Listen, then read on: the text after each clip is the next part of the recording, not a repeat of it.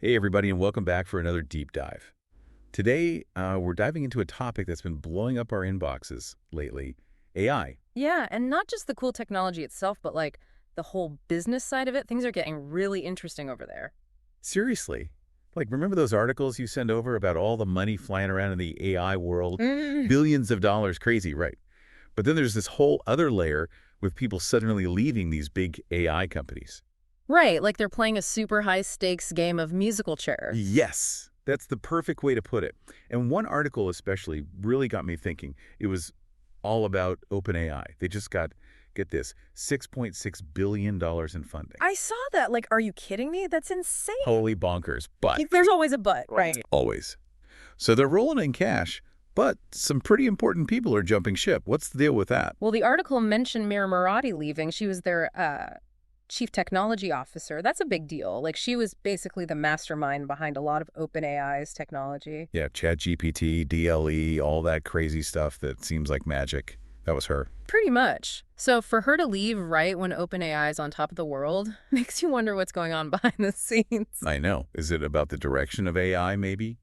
Or are there just like massive disagreements happening? It's hard to say for sure, but the article did mention Elon Musk and his new AI company, XAI. Oh, yeah.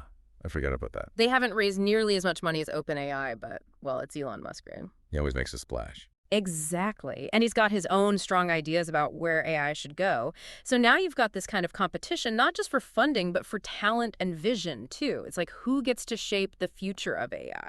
Okay, so we've got all this background about what's going on with these major players in AI. But let's bring it back down to earth for a second. How does all of this impact, the average person? Well, think about it this way. The decisions these companies make are going to affect all of us. Okay, I see what you're saying. Like, imagine a future where AI is used to personalize your education, but then it's also used to determine what jobs you're even qualified for. That's a good point. It makes you think about that time I tried to use AI to help me write a song, and it was kind of a disaster. I mean, it was interesting, but it definitely wasn't what I would call good.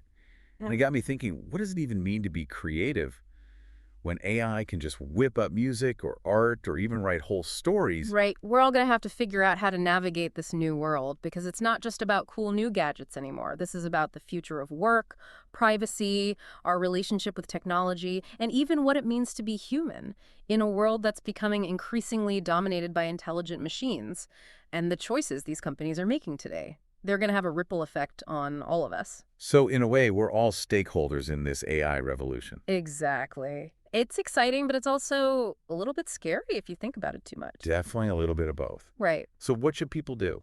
Well, first of all, don't just blindly accept the headlines. Dig a little deeper, ask questions, and think critically about what kind of future we're creating with AI. Good advice. And on that note, we'll leave you with this. What if you were in the room with these big AI companies while they were making these huge decisions that could change the world? What values, concerns, or hopes would you bring to the table? Something to ponder. Until next time.